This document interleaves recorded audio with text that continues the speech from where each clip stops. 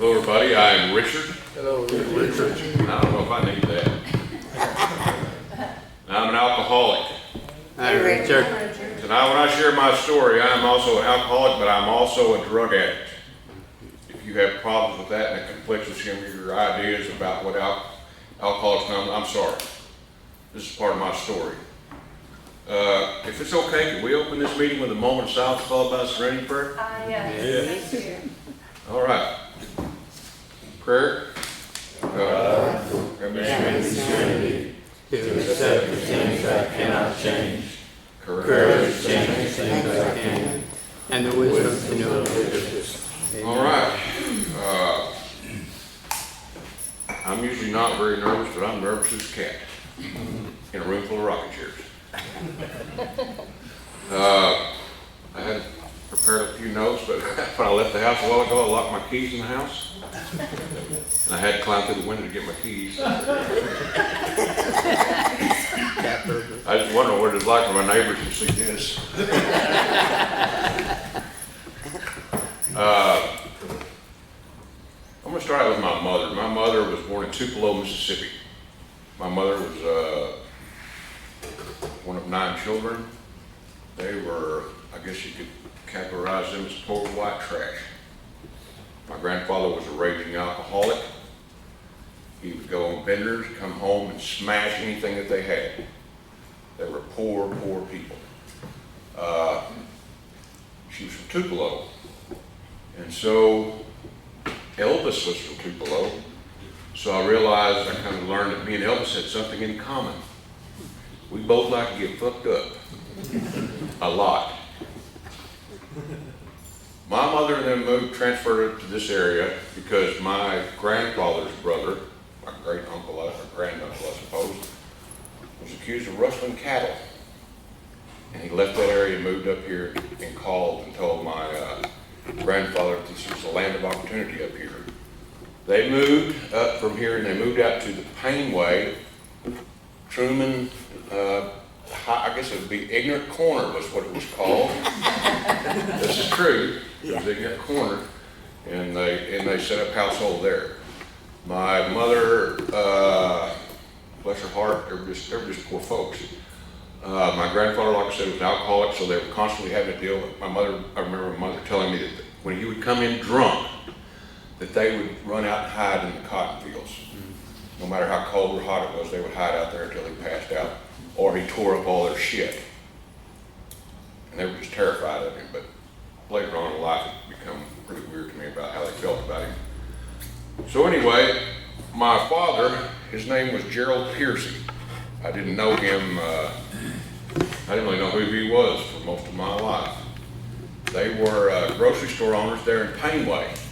My grandfather was a terrible businessman. He never made it. The business worked very good because he gave so many people credit.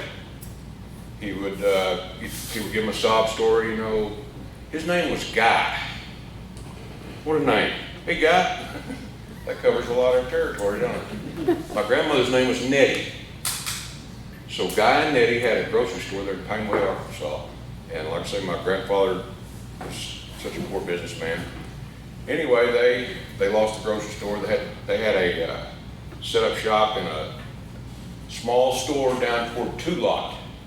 I don't know if some of y'all are familiar with that, some of you are not.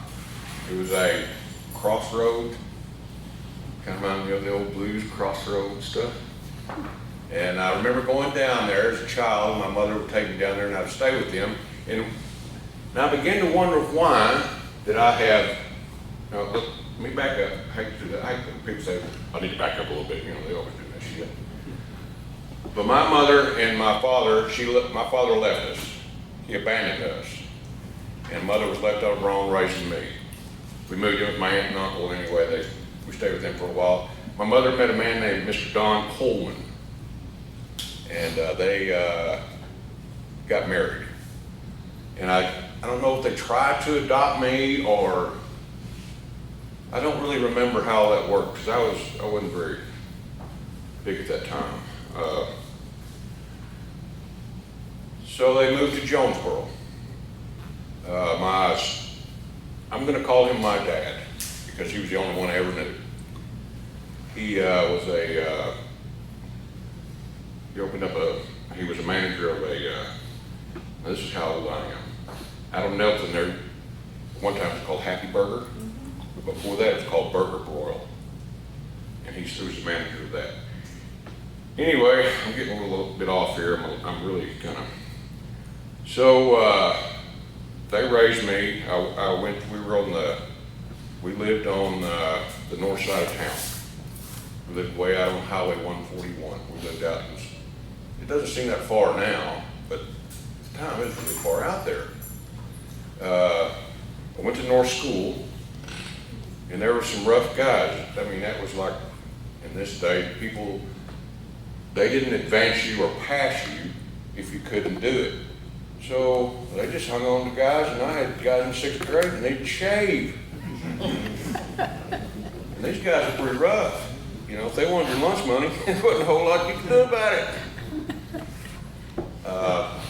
And I don't know, I think a lot of us are products of what we grew up in and what we learned and how we learned to cope and how we learned to function. And I always realized something's wrong. We're just kind of poor folks and we're just not quite, I don't know, we're not country club folks, that's for sure. We may be country folks, but we ain't country club types. Later on, my dad, Don, he opened up a pawn shop. On Main Street in Jonesboro, Coleman's Pawn Shop. And to me, that was there's a lot of stigmatism involved. It ain't like it is now. This time, it was considered maybe illegal offense, place would pass off stolen items and stuff like that. So I really started to feel inferior. And Don was a good guy, and he did the best to raise me.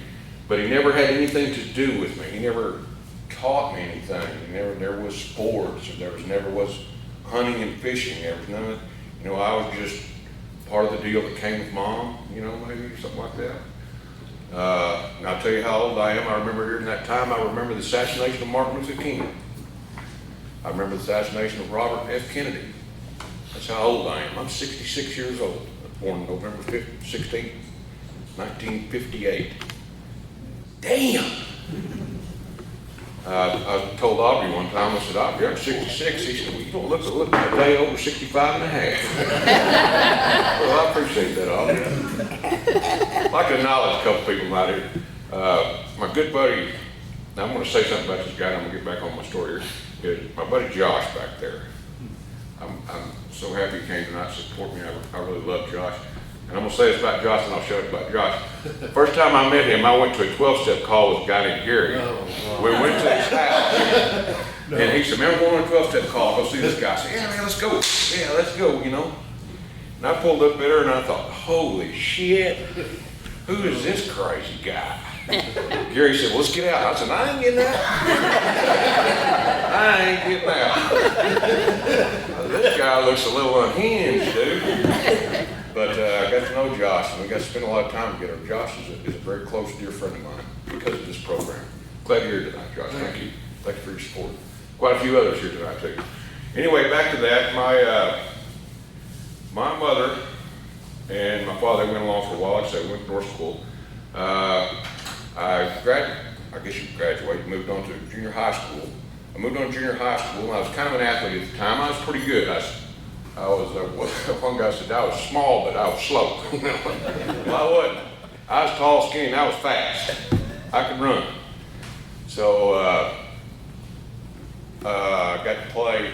I started out in 6th grade playing Little League football and stuff like that, Little League baseball. I got to junior high, and I was pretty good. I was one of the star running backs. I was doing all that. And then I got in the 8th grade, and I got the chance.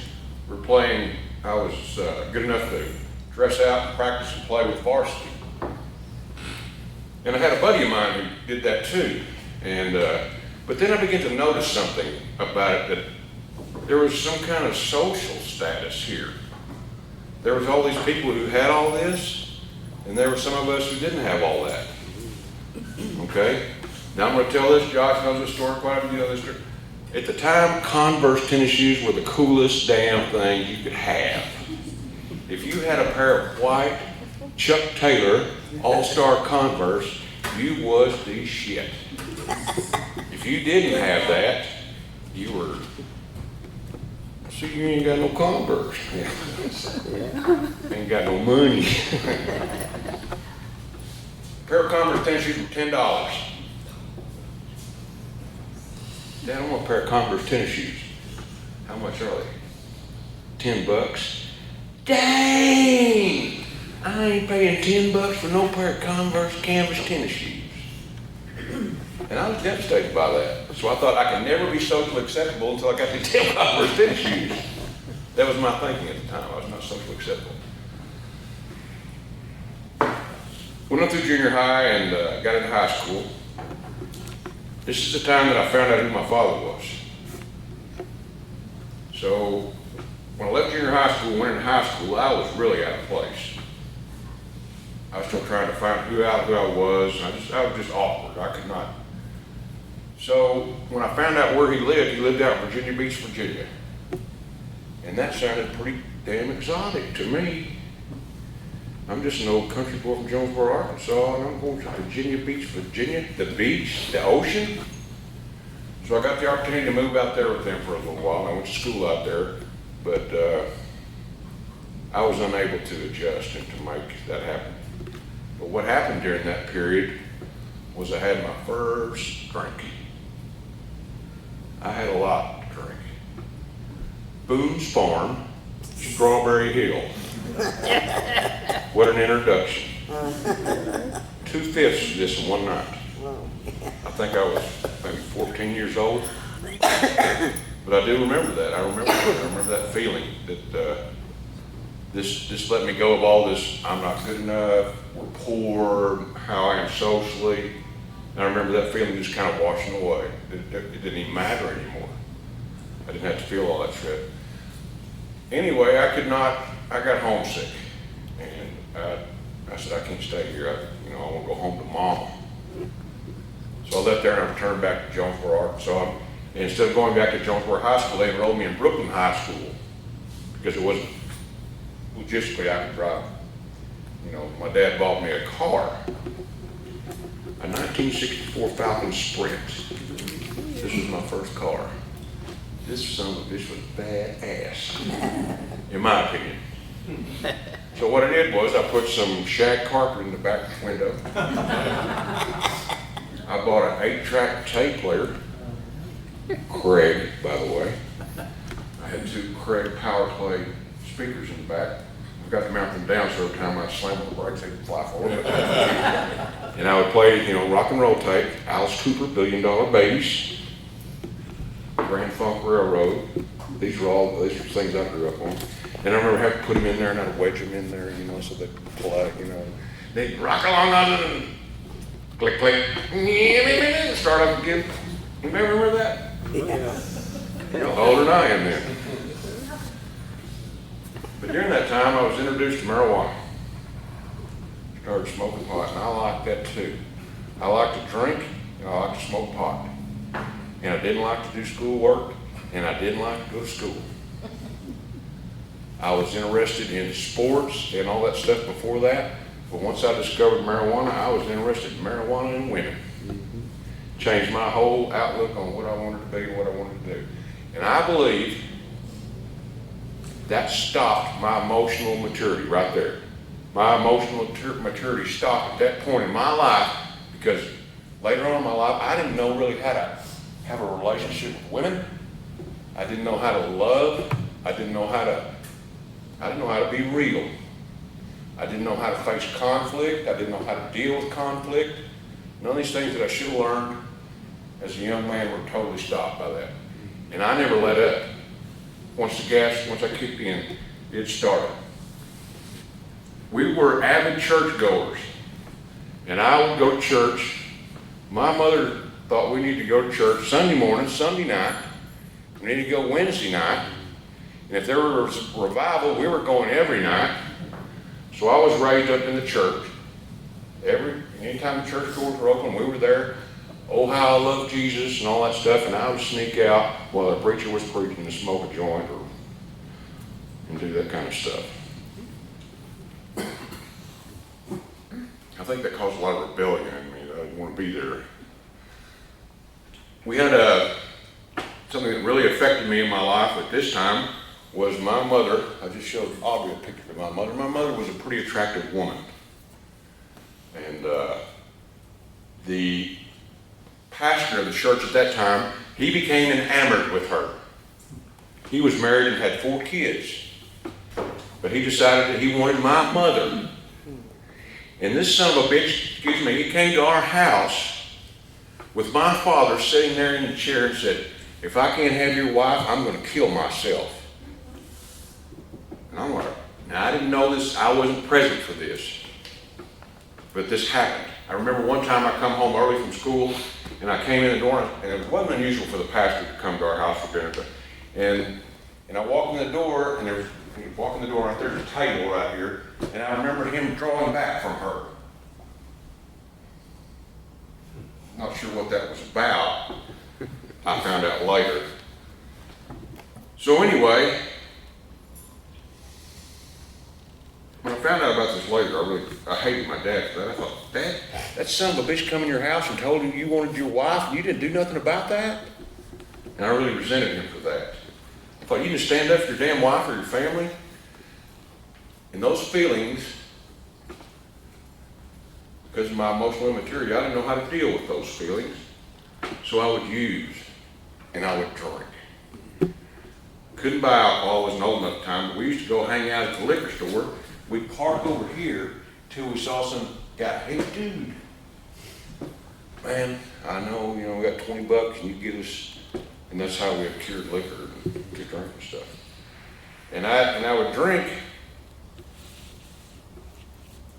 I don't know that I was ever really a blackout drinker, but I would drink to the point where I don't remember a lot of stuff. Is that a blackout? Yeah. Is that what that is? I don't remember that. I mean, there's stuff I don't remember, but I have vague ideas of what happened. Like I remember you didn't look like that when the bar closed.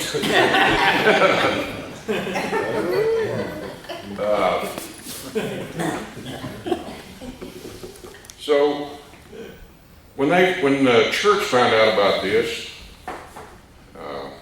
they asked for the pastor's resignation.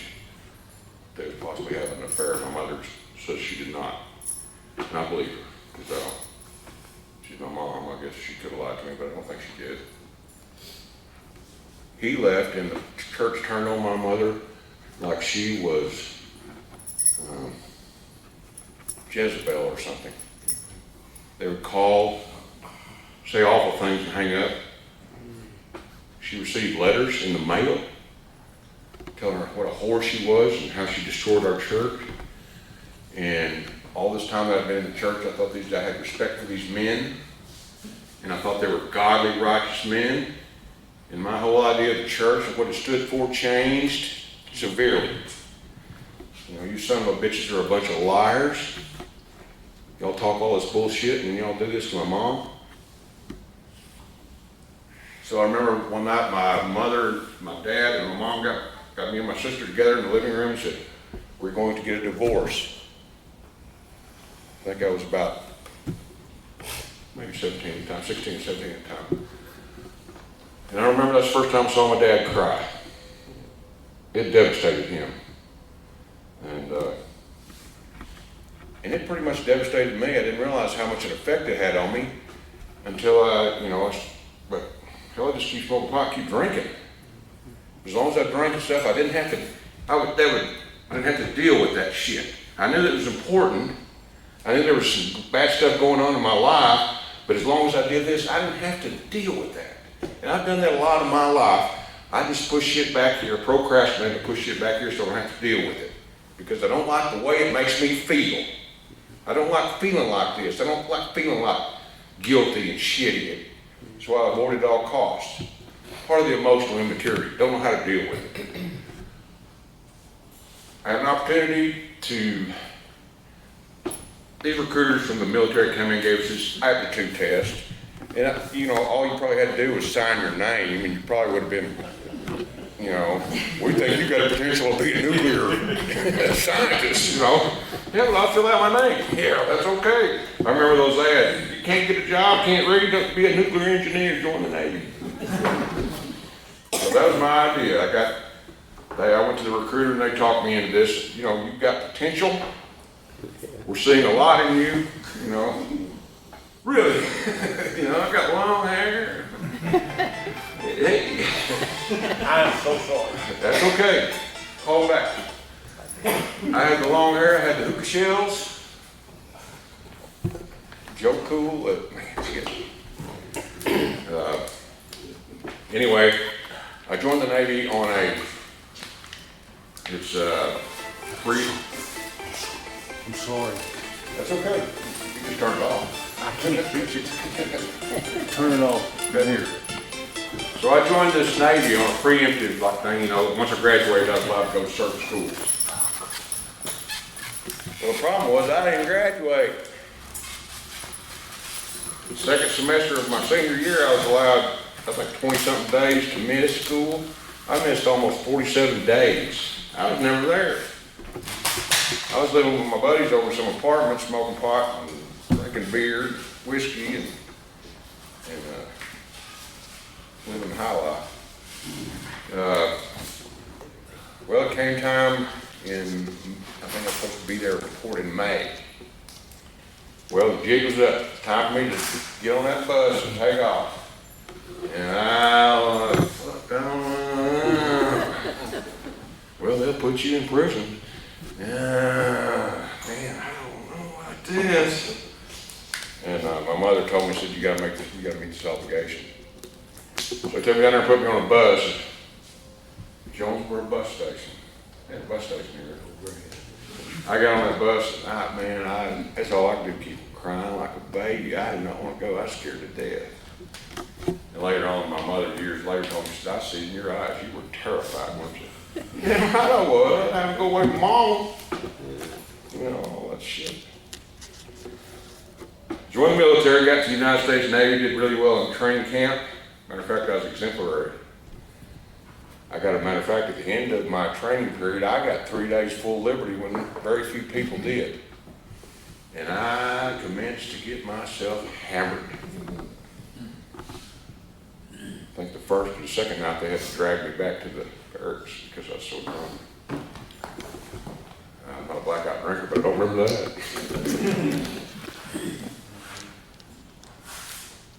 They sent me off to my first duty station was USS Albany, which was home based in Gaeta, Italy.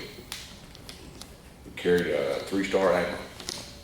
It was the flagship of the 6th Fleet. But because I didn't fulfill my obligations to get my schooling, I was under a non-striking rank. I'm not sure if anybody knows what that is. But I was a deck aide. I had to take care of the ship, paint, scrape, all that kind of bullshit. But later on became a designated striker. I learned to drive the ship. This is a gigantic missile cruiser. I was a pretty good helmsman. Probably because I was so smashed all the time. When I was in Europe, life really changed for me. Very few of you know some of the stories about some of the things I encountered there. When I was in Europe, I couldn't get Budweiser. So they were drinking a lot of Heineken and stuff like that. And I didn't like that shit, so I decided Johnny Walker Red was fast and effective. And I began to drink scotch. I would drink probably, if I was on Liberty, I'd probably drink, 8 or 9 glasses a night on Liberty of Johnny Walker scotch. And be so plowed that, I don't know how I made it back sometimes. I also smoked a lot of hash. It was very plentiful, and I bought a lot of that. And I got tired of smoking, so I started eating big chunks of it. And drinking, drugging. No respect for authority. Like I say, that emotional immaturity, I didn't realize what I was in, what I was supposed to be doing there. So all I knew was drugging and drinking, having a good time, and that's what it was about. So I got in trouble, and I got restricted to the ship. And I spent the next time of my duration on military, probably restricted to the ship or in trouble with the military. I shared with some friends about the other night about the story. I was in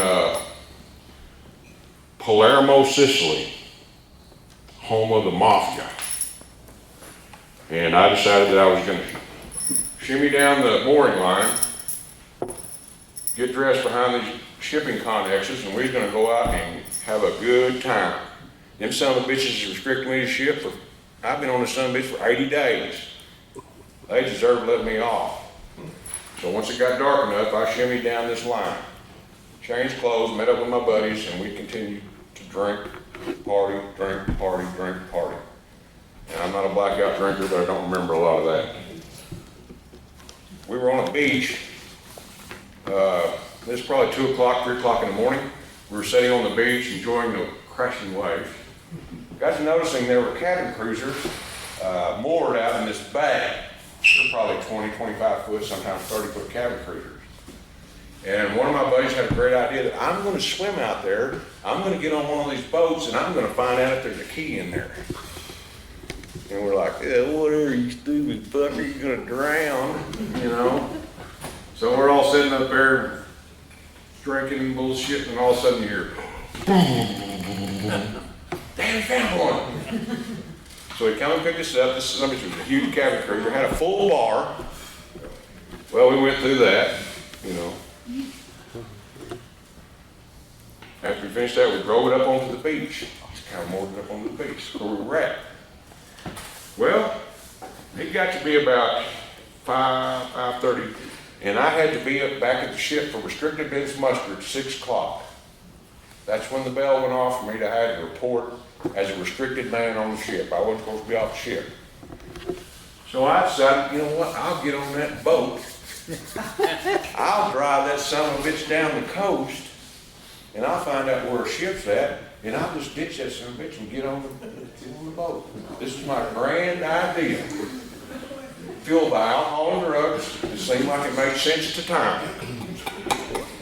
So I ran this son of a bitch up on the shore, jumped off, jumped over a wall, and I remember some old drunk guys in there, holy shit, there's a tall, skinny white American boy jumped out of the sky.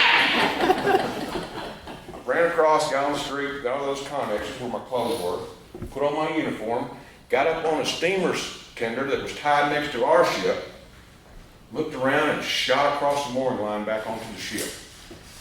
I just come off a ship and got on a United States military warship.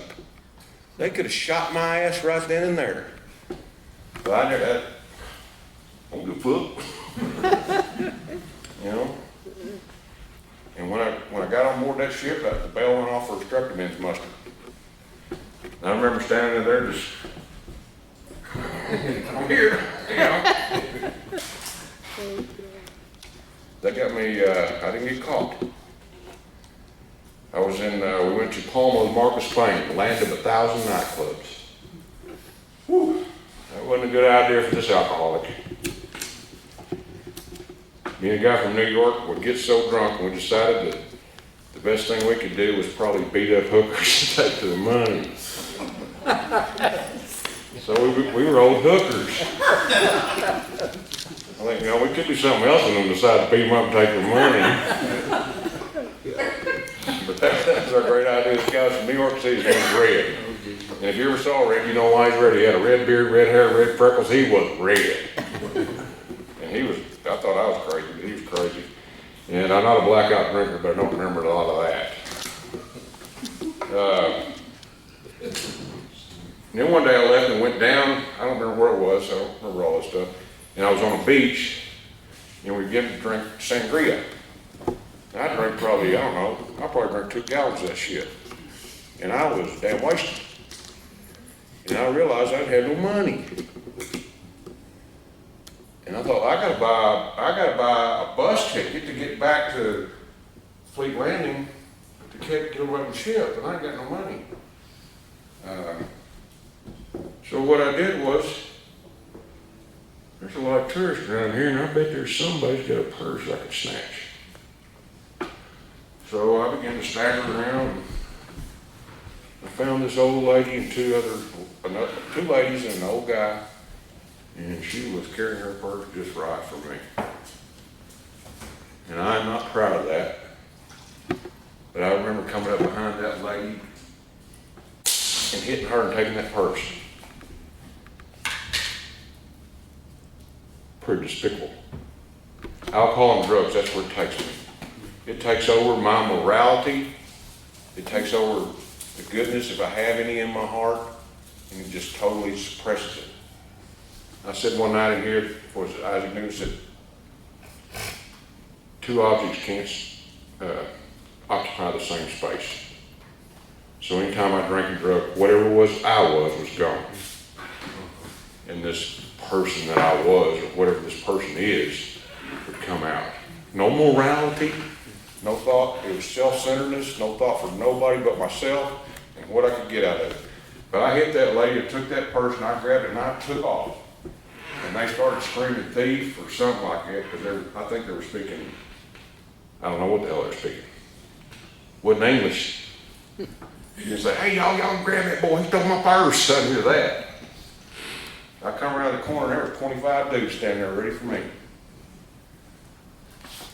Well, remember about the old football days. Well, that didn't work too well. Some just caught me and beat the shit out of me and held me till the police come and got me. They took me down to a blackout drinker, but I don't remember a lot of that. They took me to a jail cell and locked me in there.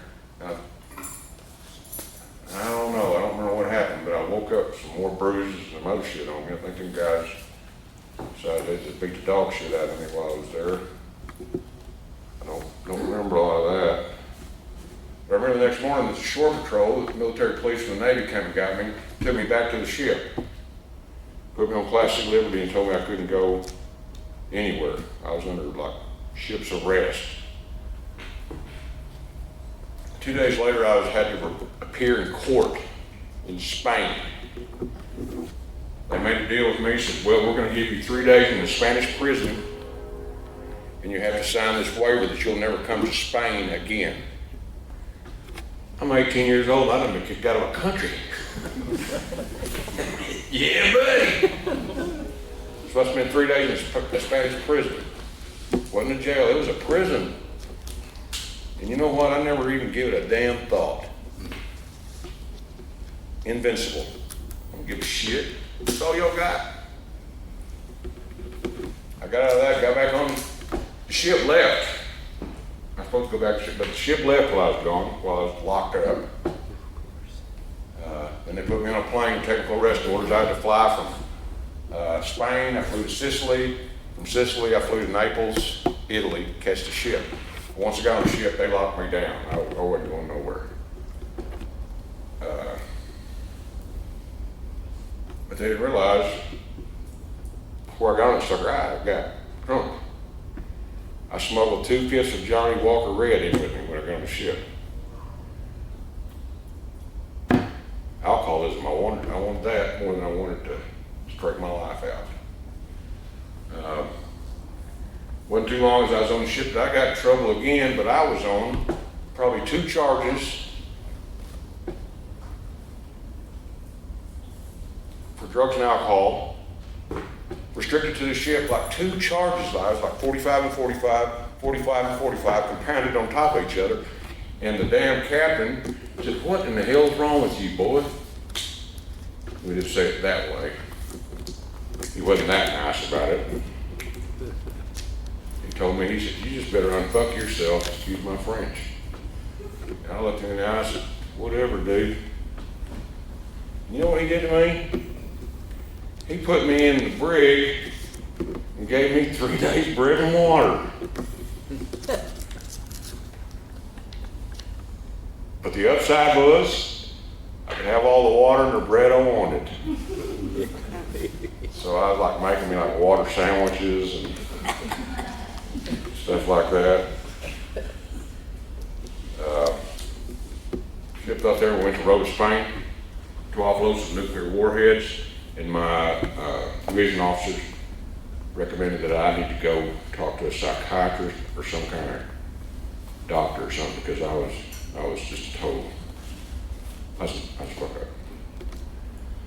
So I went and talked to a psychiatrist in Rhode, Spain, and I didn't give whatever, whatever.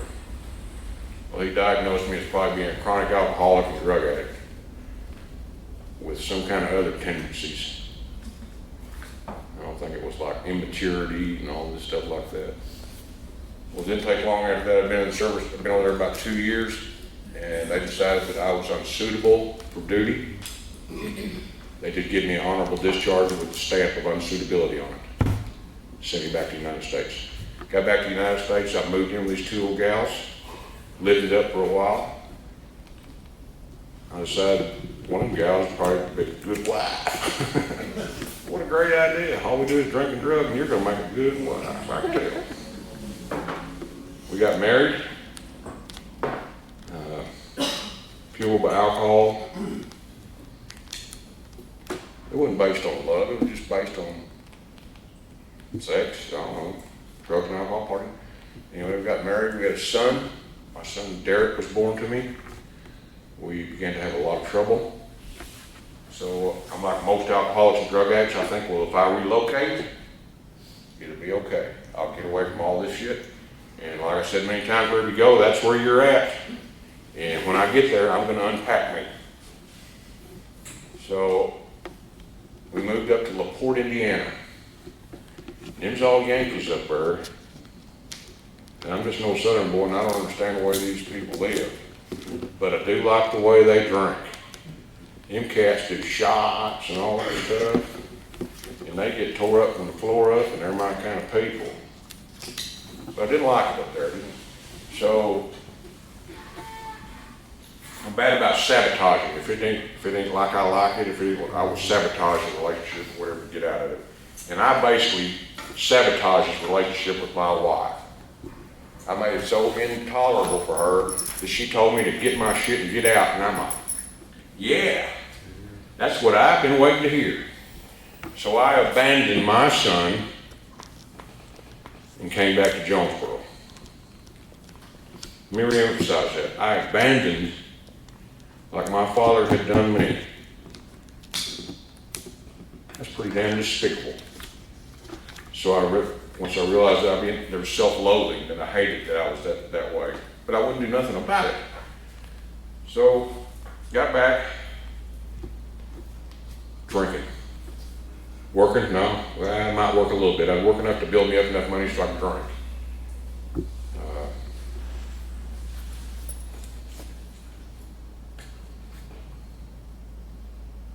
Didn't pay child support. Didn't stay in contact with him.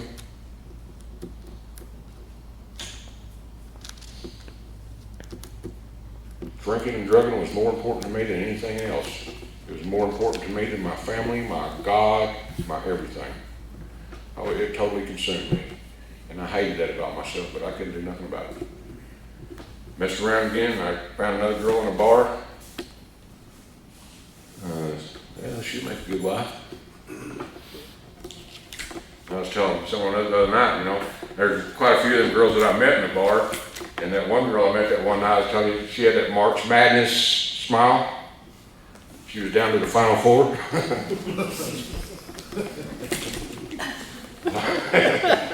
One thing about it, you know, this is going to cost me a fortune in dental stuff. Met this other girl, we got married, she lived for a while, and lived down in Dallas, Texas for a while. I'm really hitting high spots here. Got back from, high being an ultimate word. Got back from Dallas, started using methamphetamine so I could drink more. I became really addicted to methamphetamine to the point my life was a total disaster. She left me for her high school sweetheart. Why? I don't know. Where have you been? Well, I ain't been home, bitch. You know? Did you get all the money out of the account? Yeah. I need supplies. I about killed myself with that little go around of that shit. She left me, they wanted a divorce, and I was devastated, and I left, and I had realized there's a man comes here to Paul B. He was actually my uncle-in-law or something like that. And I knew that he was in recovery, so I went to him and talked to him. And I said, look, Paul, I'm fucked up. I'm done with this. I need some help. And my wife's gone, job's gone, my home's gone. What can you do for me? And he had the audacity to say that I can't get your wife back, I can't get your house back, I can't get your whatever back, but he said, I can tell you a way that you can get clean and get sober. And that's all I had left to do. I didn't have. So my first affiliation with 12-step programs was inactive. In March of 2020, no.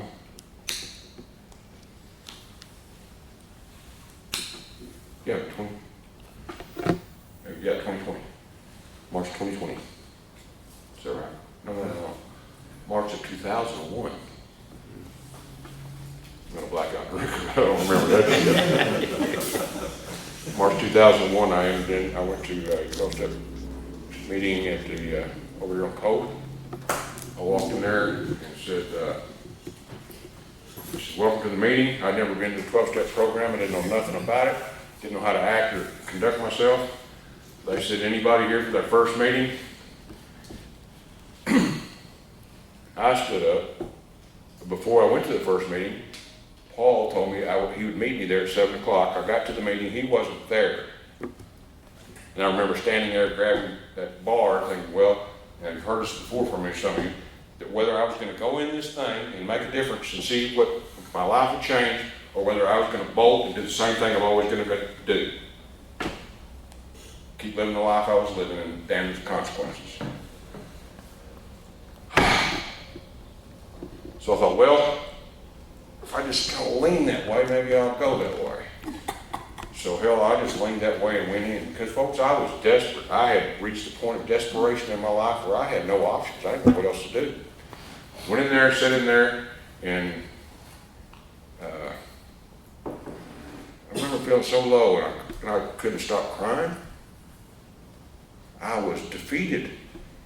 And I remember, because I didn't know how to do the 12-step program, they asked me whether they're newcomers would like to introduce yourself. I stood up. My name is Richard Piercy. I live at so-and-so, so-and-so. My phone number is this. I was given all this information because I didn't know, And then I sat back down and I thought, this is kind of strange. No fanfare. Do they not know who I am?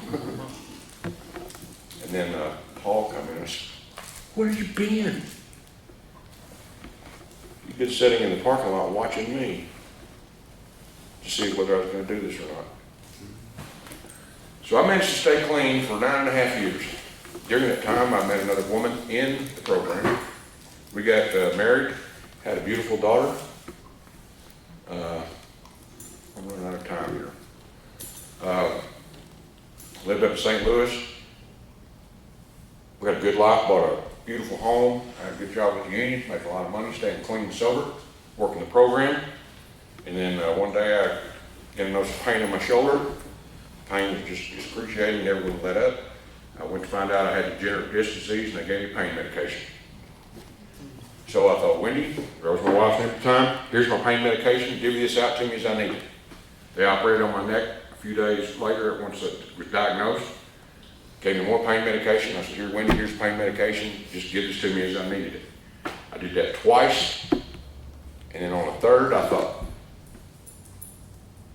she don't need it. I don't need her to monitor that.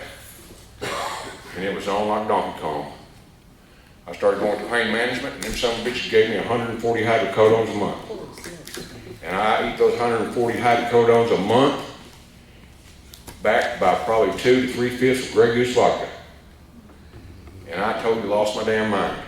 I got on websites. Like I say, once I start this shit, I go away. Any moral bearing or moral compass, I lose it. I got on websites. I started getting to adult websites. I started meeting women. Started meeting women in hotels having sex. I started meeting women who wanted me to have sex with them while their husband watched.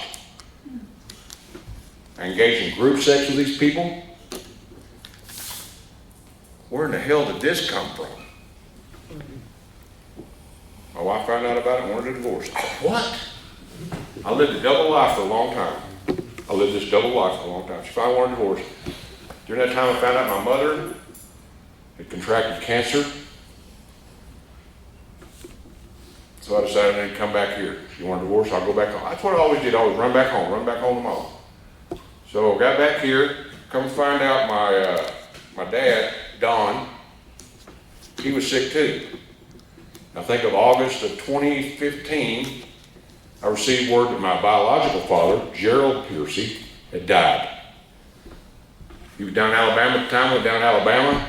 He was supposed to give his body to University of Alabama for a cadaver or something like that, but they rejected his body. Why? Probably because it was contaminated with liquor, because he was a full alcoholic. I met my uncle there. I had an uncle that I didn't know about. He was CIA. I didn't want to talk to him. You don't start doing damn background checking here and find out. So I didn't have the money to do anything with my father's body, so being his brother, he used the money we had him cremated. They said, well, I can't wait around here. I gotta go back, you know. We were not having a job at the time. Went back. I think a month later, I sat down in my mom's carport. This lady drove up and said, you Richard Pierce? I said, yeah. She handed me a box. I said, what's that? She said, that's your father. I'm like freaking delivering a pizza. And there was his ashes. I set them up on the shelf. 2 months later, my dad, Don Coleman, my stepfather, he died. And I was drugging and drinking. 2017, August, I was on the way back from Searcy, Arkansas, working on a job, and they said, your sister's in the hospital, she's real bad. I got off between 67 and cash. They called me back and said, well, your sister is dead. What the hell? Okay, dad's dead, that dad's dead. My mother, who was extremely ill with cancer, I didn't realize how sick she was, and 90 days later, my mother died. I sat there and held my mother's hand and watched her go to the other side. And I could not process all this. I realized that right now, all I had was my sister, my dad, my mother, and they were all gone, and I was by myself. And the feelings that overwhelmed me, I could not contain them. I didn't know how to deal with them. So I began to drink more. I began to drug more to suppress feelings. Did not want to deal with my feelings. And that's my whole problem, is I never wanted to deal with it and face it. And I kept going on like this till once my mother died, I inherited her house. I inherited her car. I inherited a lot of things from my dad. And I became a full-blown needle junkie. I had a nice little Harley Davidson motorcycle. Not sure which arm it went in. My mother's house, I lost it. I lost all the property my father gave me. And I was a pariah and a black sheep and a no-good son of a bitch to my mother's family. And they would not have anything to do with me. My daughter would not have anything to do with me. And my son cut me off. No one would talk to me. I was left on my own. I moved up to Lake Norfolk, worked for a while as with some people who had a resort that they bought up there, and I helped them maintain that resort for a little while. I had it made, I had a bass boat, had all this stuff, and I could not stay clean, I could not stay sober. Until finally one day they said, you got to go. So I came back to Jonesboro, found a job with a apartment complex. People, they own a bunch of apartments. They needed somebody to do setup and painting and all this stuff, so I got off with them. And they gave me an apartment. Said, you can live in this apartment, you pay this much money a month, and you can stay there. And I could not pay that money because I would not have enough money for alcohol and drugs. I'm sorry, drugs are a lot of my problem, I told you. But I love to drink. The more I drink, the more I drug, the more I drug, the more I drink. It made a difference to me. So finally they came to me one day and said, you know what? You are over $1,400 in arrears. I said, yeah, so, well, you're out of here. I said, well, I ain't got nowhere to go. It's not our problem. It's your own damn man. So they put me out on the street. And what I did was I contacted my second wife, and she let me move into a bedroom where she kept the dogs. let me move into a bedroom where she kept her dogs. And I'm grateful to have that because I had nowhere else to go. I had burned and destroyed everything in my life. I was so self-centered and so ungodly. I was lost, folks. I mean, I just lost who I was. But thank God I remembered the 12-step program. I remember that there is hope. And I went to a couple of meetings, and this lady, Awana, and she came to me and said, I can have you in rehab Tuesday. And I said, I'll go. I went to rehab before sitting there. After 30 days, I got out and went to Serenity Group, and I've been clean and sober ever since. I come to the shed. I come in here, and I thought, a bunch of old crusty motherfuckers in here. I was looking at Tom, and rest in peace, and all these old guys. I thought, man. But while I was in rehab, I picked up the big book. I never read anything like it. I'd never seen anything like it that spoke to me. It spoke to me. It told me what my dilemma was. And it explained it and laid it out, and I came to understand what it was about. I'm an alcoholic. It wasn't my problem, it was my solution. But now, I came to AA. I've met some good folks here. I've managed to stay sober for the last 5 years. I've mended, I have a beautiful relationship with my ex-wife, I have a beautiful relationship with my daughter. The promises come true if you're willing to work with them. So if you're here tonight, if you just are new in this deal, like Bernie said, work. Because that's what it has to, you have to do that. You're going to go against everything you thought, everything you knew, find a new way to live. And you have to let go. Got to let go of that old way of thinking. You got to take a new way of thinking. That's what I had to do. Folks, I'm grateful. I'm grateful. One of the things I'm most grateful for is coming to an understanding of a power greater than myself. And you know what? This power greater than myself, this spirit, that whatever I'm believing in, y'all are believing in the same thing. You may put a different label on it, a different, whatever you want to call it, but still this power is greater than us. And I'm so grateful for that. I'm grateful for the spirituality that's coming into my life. Are everything great in my life? Maybe not. I don't know. There better be word. So I'll take that. Thank y'all for letting me share. My name is Richard, and I'm an alcoholic. Thanks, Richard. Right on, brother.